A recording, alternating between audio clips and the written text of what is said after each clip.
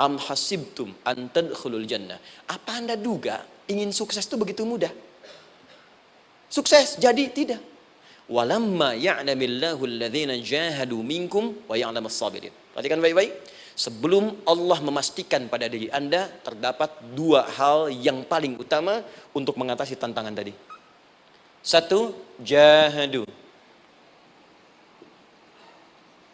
Kesungguhan. Serius. Jadi kalau mau sukses, mesti serius. Kerja serius. Cintai pekerjaan Anda. Ya, belajar anak-anak serius. Pastikan belajar dengan serius. Jangan cuma anak-anak duduk paling belakang, nggak pernah nanya, kadang ngantuk, pulang. Ujian, besoknya mau ujian, baru belajar. Ya, sistem SKS, sistem kebut.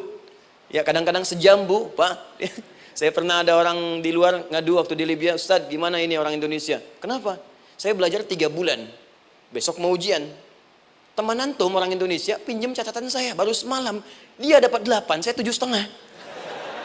Saya bilang, Anda belum tahu sistem SKS itu. Baik, ya. Tapi itu bukan solusi. Begitu ujian selesai, ilmu lupa. Itu poinnya. Jadi kalau hanya sekedar ilmu dipakai untuk ujian, pada prakteknya nggak akan terpakai. Ini banyak anak sekolah sekarang hanya belajar untuk ujian saja. Padahal kalau dipraktekkan, kadang kaitan dengan agama tinggi, Bu, Pak. Fisika itu dengan agama itu tinggi.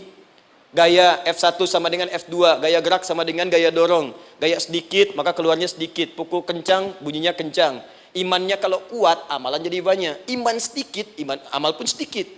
F berbanding lurus dengan P, hukum Pascal. Gaya berbanding lurus dengan tekanan. Masuk bab akhlak. Makin banyak gaya, makin banyak tertekan. Nah itulah. Gaji 5 juta, gaya 10 juta. Kan? Ini serius. Serius. Di divisi apapun Anda, saya 3 sepekan lalu lah takziah ke tempatnya yang Habibie, terus diminta tausiah di sana. Dan saya perhatikan beliau termasuk yang paling serius ketika diberikan tugas apapun. Gak pernah diberikan amanah kecuali mencintai pekerjaan itu. Yang Habibie demikian. Ciri orang sukses itu serius. Tapi keseriusan itu, kata Allah petakan jadi 3 bagian lagi. Karena jahadu itu punya 3 turunan kata. Satu, keseriusan merencanakan, disebut ijtihad namanya. Punya rencana.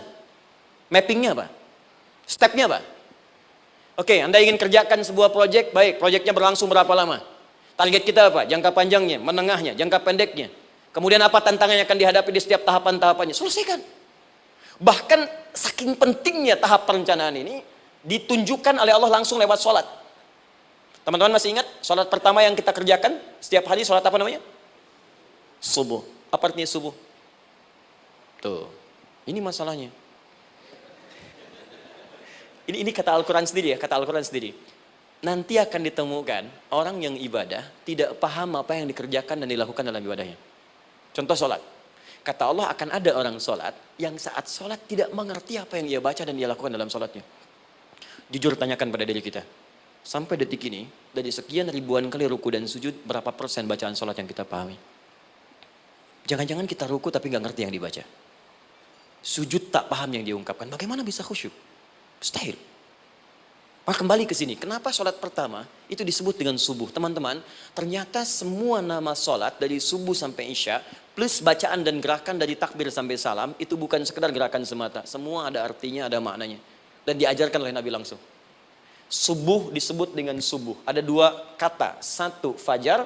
Quran surah ke-17 ayat 78. Inna Qur'an al-fajri kana mashhuda. Kedua, subuh di surat At-Takwir. Was-subhi idza tanaffas. Kenapa disebut fajar? Fajar itu pancaran positif, pancaran kebaikan. Jadi kalau yang baik disebut fajar. Kalau yang jelek disebut fujur.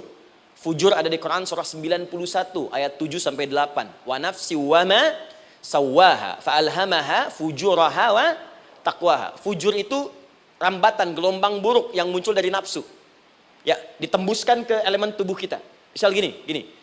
Tiba-tiba pengen marah. Ya, di tubuh kita mengatakan melotot, maka ini ada pancaran di hati kita nyambung kemudian ke mata. Ini rambatan dari sini ke mata disebut fujur namanya. Mau ke tangan pukul, masuk ke tangan. Itu rambatannya disebut fujur namanya. Ya. Yang baiknya disebut fajar. Ya, misal saya ingin sholat, tiba-tiba hati mengatakan sudah azan, merambat ke kaki, cepat melangkah. Cepat wudhu. Nah, itu rambatannya disebut fajar namanya. Atau infajar. Ini pasti ada, ya. Fujur nama lainnya nafsu. disebutkan 115 kali dalam Al-Quran. Takwa, rambatan fajar, sumbernya takwa, disebutkan 115 kali dalam Al-Quran. Di jiwa kita ada takwa, ada nafsu. Takwa yang dorong malaikat, disebutkan 88 kali dalam Al-Quran. Nafsu yang dorong setan, disebutkan sama 88 kali. Di setiap Anda akan mengerjakan satu hal, pasti akan yang mendorong pada yang baik, akan mencegah dari yang baik itu nafsu. Pasti itu. Pak Alfian mau tanda tangan proyek. Tiba-tiba disodorkan, Pak, ini Pak. Kok begini proyeknya? Perbaiki, karena ada yang nggak beres. Tapi fee-nya lumayan Pak, 1 miliar. Nggak bisa, jiwa takwa mengatakan jangan terima Pak. Bapak mengatakan maaf, ini jari tahiyat, gak akan pernah dipakai maksiat, perbaiki, datang lagi. Ini Pak, kok sama? Fee-nya diperbaiki Pak, 100 miliar. Nafsunya mulai berkata, terima. Takwanya bilang, jangan. Akhirnya beliau katakan, tangan tahiyat gak akan pernah dipakai maksiat. Tapi tunggu, saya istiqoroh dulu.